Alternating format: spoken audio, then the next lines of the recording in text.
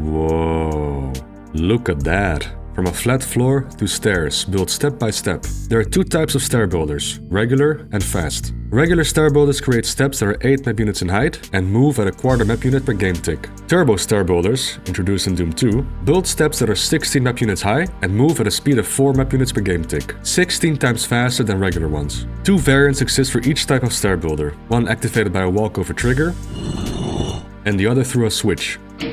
Stair builders appear somewhat frequently throughout the base games. Let's take a look. In Doom 1, they first appear in E1M3 near the regular exit.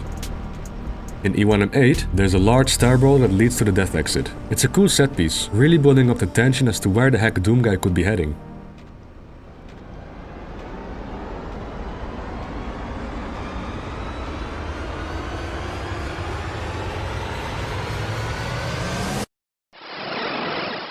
Episode 2 has many stair builders. There's one in E2M1, E2M2, 3 in E2M4, another in E2M5, and 4 in the beginning room of E2M8. Episode 3 has only one stair builder, which appears in E3M3.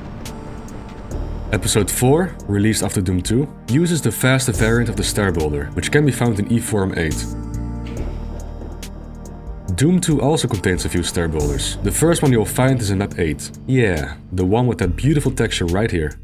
Map 9 has a fast stair builder here, and this one is quite unique. It's the only fast stair builder activated through a walkover trigger in both Doom 1 and 2. All the other fast ones are activated using a switch. Let's see, there's one in map 13, 2 in map 15, 1 each in map 18 and map 19. Map 21 stair builder is quite unique as well. It's a platform that raises 16 map units each time a switch is pressed. It's pretty easy to softlock yourself if you press the switches too quickly, because the platform will not raise by 16 units if it's still moving. Classic map 21 moment. Map 24 has 2 stair builders, and the last one can be found in map 27.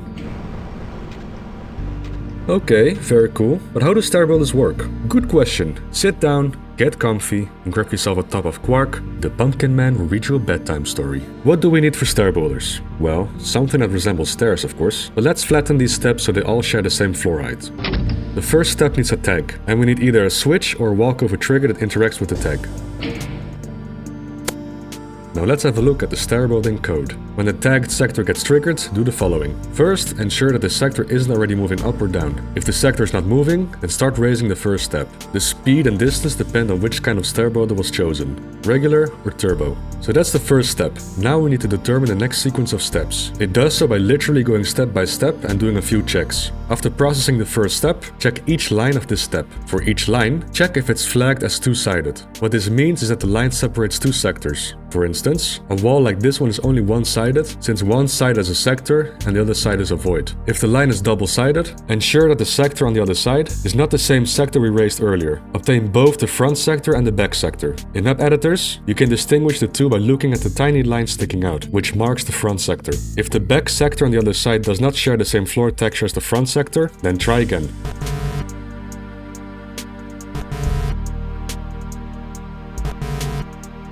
This time the back sector's floor texture matches the front sector's. This height variable sets the destination height for each step. For each step in these stairs, add the step size so the next step ends up higher than the one before. It's actually a bit peculiar that the addition is done here, because there's still one check left that may cause the stair builder to malfunction, but we'll talk about that later. The last check we do is to see if the back sector is not moving. If it's not, then start raising the step sector to its new floor height destination. Repeat all of this until no more sectors can be found. And that's how stair builders work. All of these step height calculations are processed in a single game tick the moment you trigger it. You can trigger subsequent stair builders on the stairs that were just built, as long as the step sectors are done moving.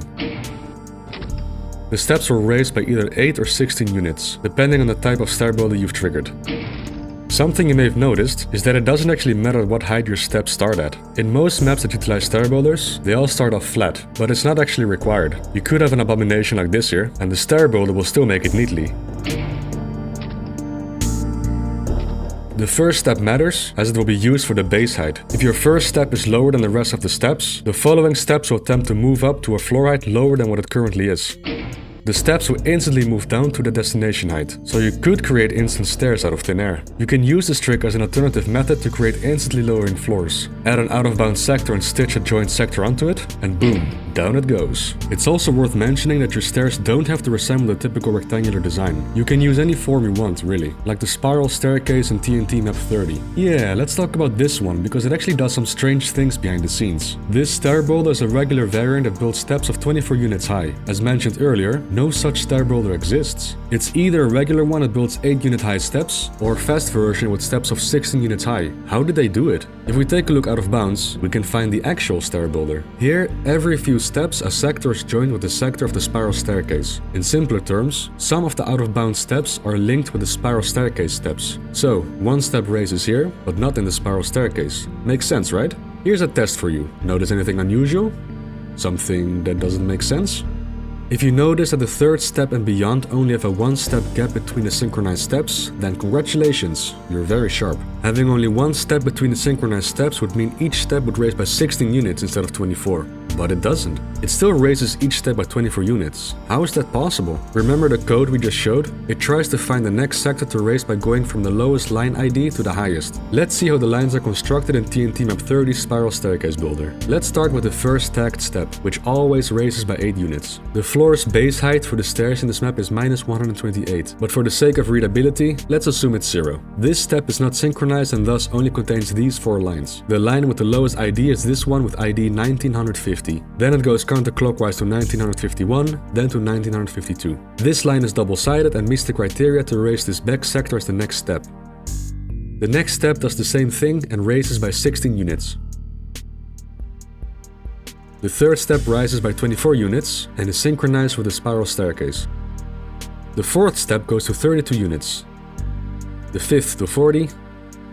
And the sixth one, which is synchronized, goes to 48. As you can see, we now have a spiral staircase with 2 steps, each having a height of 24 map units. Now the interesting steps start. Remember we said something about stair builders malfunctioning? Yeah, this addition kind of fricks everything up. And I think Team TNT realized that for 2 reasons. I believe the out-of-bounds stair builder initially looked like this, but they noticed it was not working properly, so they deleted lines until it did. You can still see the lingering vertices right over here. The second reason is that Team TNT fixed this oversight in their own source port called Boom. It's a funny story, which we'll talk about in a moment. Anyway, this addition here makes the flawed stair builder work. Let's go step by step again. We just raised the second spiral staircase step. We need to look for the next step to raise, so we go through the lines of the step we just raised. The line with the lowest ID is this one with ID 1396. This one is the back sector pointing to itself, so moving on to the next line. The next line with ID 1404 has a moving step as its back sector. The code earlier showed that we must not appoint a moving sector as the next step, so we skipped this one as well. But wait, what is this?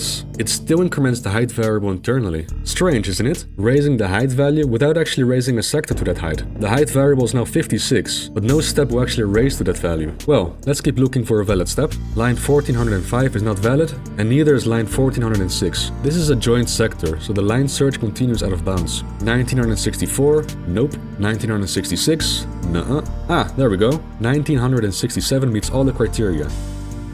So raise the next step to height 64. See what happened? This addition should have been done after actually finding a valid sector to raise, but for some reason Doom does the addition before checking if the next step isn't already moving. This is where Team TNT's own source port comes into the picture. Meet Boom, a source port made by Team TNT with awesome features still used to this day. And it also comes with a lot of bug fixes. One of these bug fixes was moving the step's height addition to after passing the moving sector check. In a hilarious sense of irony, they broke their own map with this fix, and possibly other maps as well that rely on this weird quirk. Yeah, now only the first 2 steps raise by 24 units each, whereas the rest will only raise by 16. You can kiss that red skull key goodbye. You've got 2 options. Cheat to obtain the key, or switch to a source port that retains Doom's broken mess. If you're curious how to get this to work on both Vanilla Doom and Boom, all Team TNT had to do was build the out-of-bounds stair boulder with line IDs lower than the spiral staircase line IDs, and restoring the missing lines. This way, the line iterator doesn't encounter back sectors that are already moving. So pretty broken, huh? Well, guess what? It gets worse. Much worse. Oh yeah, refill the top of Quark, because we're going down the rabbit hole now. Every time a step is told to move, a moving floor thinker is created. A moving floor contains the following data. This is the thinker that runs the moving floor's logic every game tick. Type tells the moving floor what kind of logic to run. Do we lower to the lowest adjacent floor or the highest? Do we change the floor texture when we reach the destination? Stuff like that. Crush is an obvious one. If set to true, then damage entities when the moving floor is pressing them against the ceiling. Sector points to the sector it's moving. Direction is up or down, with values 1 and -1 respectively. New special tells the sector which special to transfer. For example, a sector can have the damaging floor special set, which can be overridden with the new special by raising the floor. E1M3 does this when you raise the toxic pit's floor. It stops damaging you when you press the switch. Texture indicates which texture to change to. Again, using E1M3's toxic pit as an example, it goes from the slime texture to the texture of the adjacent floor. Floor destination height is self-explanatory. At what height will the floor stop moving? And speed is easy too. How many map units does this floor travel per game tick? Let's look at the Stair builder code again. Here you can see the moving floor is created. It gets assigned a thinker, a direction, its sector data, speed, and floor height destination. And that's it. So what about these 4 variables then? Oh, we're entering dangerous territory here. What happens in C when variables are not initialized? It reads whatever data is available in memory at that moment, which is better known as garbage data. Seemingly completely arbitrary or random values will be used for these 4 variables. Is that bad? Let's have a look. The one that will consistently break is the crush value. Anything but the value false, or 0 in this context, will crush you. Stair builders are not meant to crush you, but most of the time they will. This is the only case in Doom where entities can still move while getting crushed, because the sector type isn't programmed to squish you into the ceiling. A rare sight indeed, and definitely not intended by id Software. If you're lucky, your crush variable can read garbage data with value 0.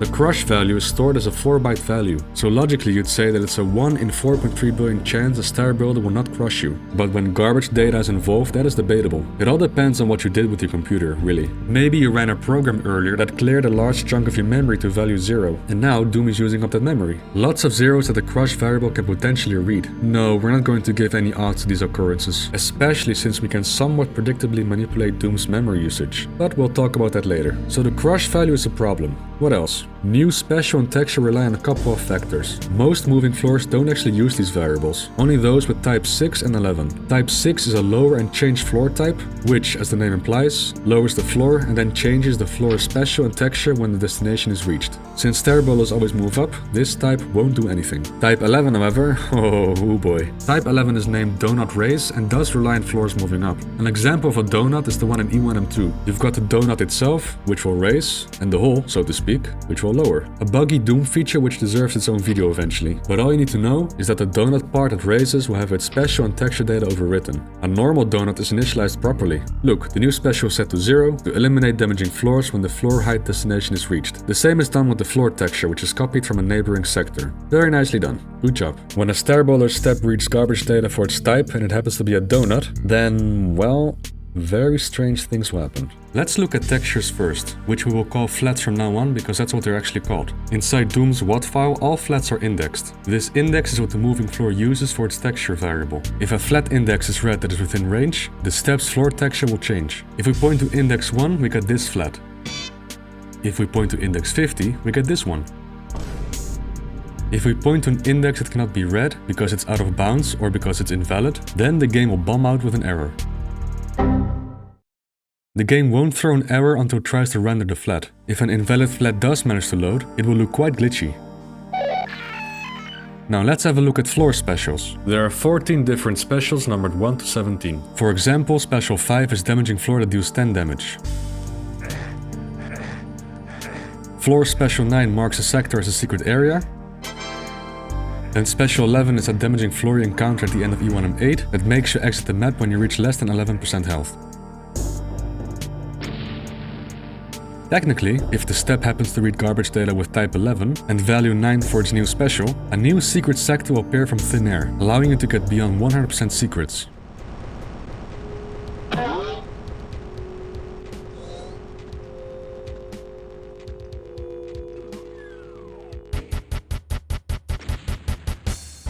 Or a step reading special 5 will be harmful to the player.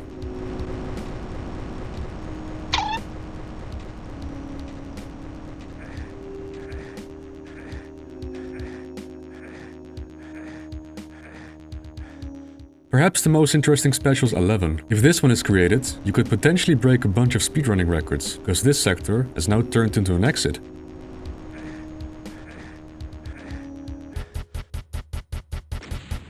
Well, maybe real-time speedruns, since a bug like this is not demo compatible whatsoever and not competitively viable. Either way, it is very interesting. Doom has a strange failsafe if the sector you step on has an invalid special. If the special is out of its usual range, the game bombs out with an arbitrary error. Unknown special, followed by the special garbage value. Each step created by the stair builder will read its own chunk of garbage data, so the larger the staircase, the more likely a step may bug out. Although even with large stair builders like the one at the end of E1M8, this bug is still extremely rare, and I'm sure 99.9% of Doom players have never had this bug happen. You can kind of increase the odds, however, if you know how Doom's memory works. Get your quark refill, we're going even deeper. Earlier we mentioned something about manipulating Doom's memory. Before we try to do that, let's have a look at the basics of how Doom makes use of RAM. The first thing Doom does when it boots up is allocate a chunk of memory for itself. This is either 4 MB or 8 MB, depending on your computer specs, but this varies per source port as well. Doom will then use its custom memory allocator to reserve blocks of memory for stuff like graphics, music, entities, level data, and more. Let's visualize this in a simple way. You start Doom and 8 MB of memory is allocated for use. The game loads in data like music, graphics for the menu and title screen, and more. A pointer called the rover moves forward to the next available chunk of free memory.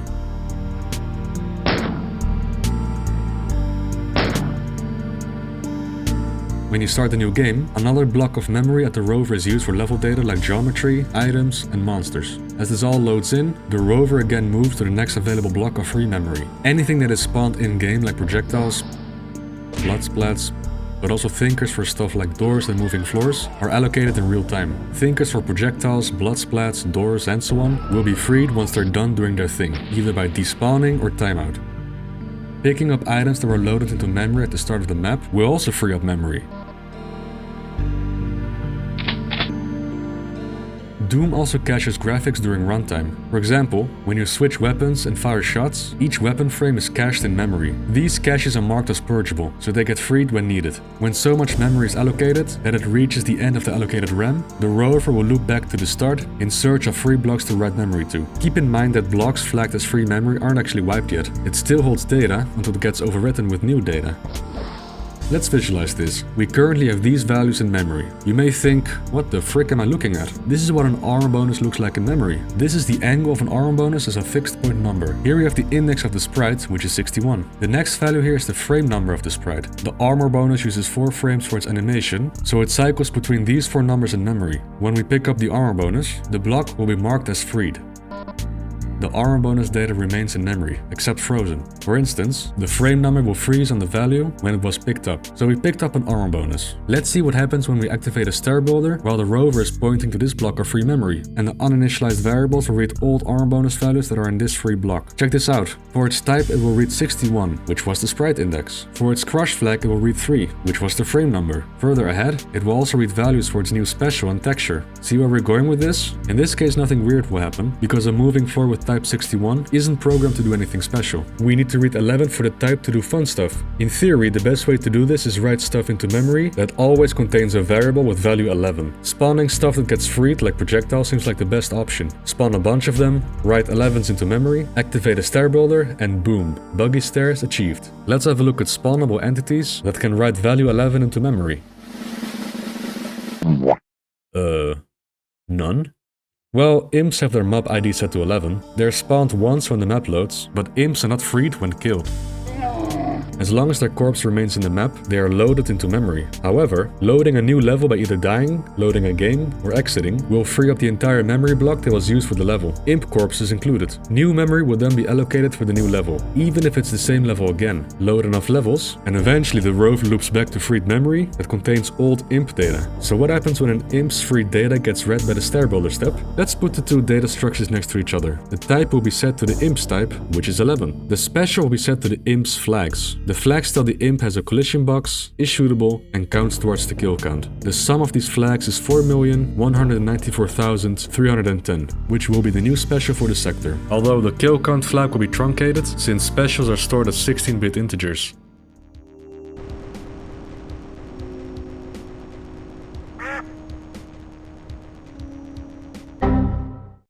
See? The game errored out with the IMS flags as the unknown special value. You don't have to rely on the IMS mob ID for value 11, however. There are many variables you can potentially set to 11. You can decrease any monster's health to 11 and load in a new level, or the monster's infighting threshold is 11, or the move counter.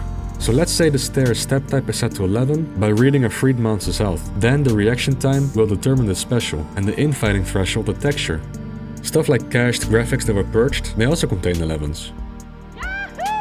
In shareware Doom and older versions, before version 1.666, the donut type was not 11, but 10. The turbo raised floor type was inserted here in version 1.666 for Doom 2, which bumped the donut type to 11. So what entities use value 10 in older Doom versions?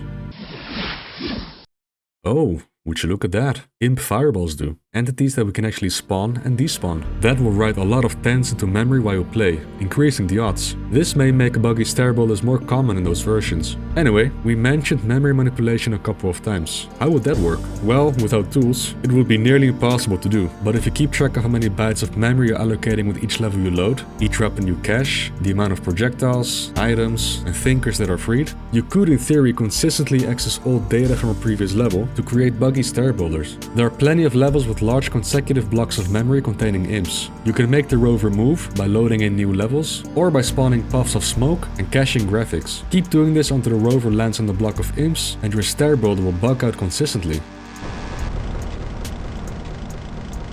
Of course, this is not 100% demo compatible, because the user can screw up memory by loading in extra cache data, such as menu graphics and the help screen. But it will still be cool to see a proof of concept tool-assisted run of this. How quickly the rover loops back to freed blocks of memory depends on how much RAM Doom has allocated. If you've got less memory to work with, the rover will loop back to freed blocks of memory much more often. You know which Doom versions had sucky RAM? Console ports. Let's go through a few of them and check if they also have buggy stair boulders. Let's start with Doom for the Atari Jaguar, which is limited to a whopping 2 MB of RAM. The stair boulder bug is present here as well. The source code for Atari Jaguar Doom can be found online, and the stair boulder code is more or less copy-pasted, uninitialized variables included. Up next we're checking out Doom for the Sega 32X. This port, with its spectacular music, is limited to 512 kilobytes of RAM. Oh my, that's a lot of rover loopbacks. This port used Jaguar Doom as its base, so the stair boulder bug appears. Invalid flats look glitchy. Doom for the 3DO uses 2 MB of RAM. The game logic code is mostly taken from Jaguar Doom, which includes the stair boulder bug. Interestingly, the unknown special error is not present. Invalid flats look glitchy as well. The PS1 port of Doom uses 3 MB of RAM and suffers the Jaguar Doom curse. Buggy stair boulders can happen here as well. Trying to render an invalid flat creates some wicked VRAM artifacts. Not sure if this is related to the emulator or if this also happens on real hardware. Doom for the Sega Saturn has access to 2 MB of RAM. It's a port of PS1 Doom, so say hello to buggy stair boulders. Although, just like 3DO Doom, there's no unknown special error message. Invalid flats appear glitchy, but not as cool as on the PS1. Doom for the Super Nintendo is a special case. The engine for this port is written from scratch, and, to my knowledge, implemented flawless stair boulders. Moving on to Doom for the Game Boy Advance. For a handheld, 256 kilobytes of memory isn't too surprising. It's impressive that Doom runs this well at all. Anyway, it uses Jaguar Doom code. Buggy stair boulders say hello. No unknown special error message though. Invalid flats look funky, but won't crash the game.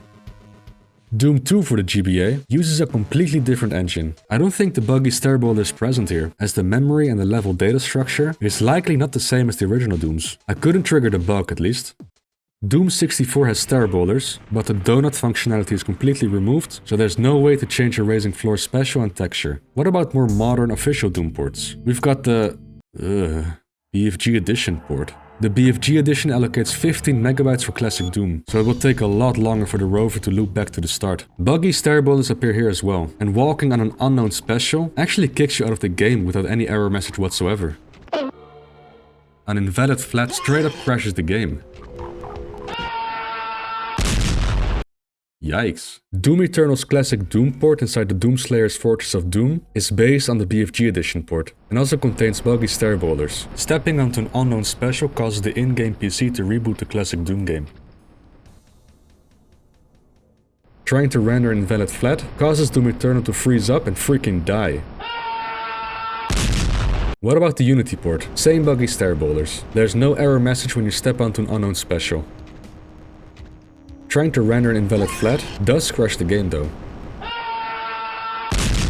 The latest Doom plus Doom 2 port actually fixed this bug. Whoa. The steps type is no longer left uninitialized and is always set to 0. This bug isn't only limited to Doom. Since it's a Doom engine thing, games like Strife are also affected. Raising stair boulders are quite rare in Strife. A newer variant where stairs are lowered are used more often instead. Because the direction in this case is set to -1, the donut type does nothing, as it only changes its special and floor texture when the direction is 1. Instead, the type has to read garbage data 6, which corresponds with lower and change.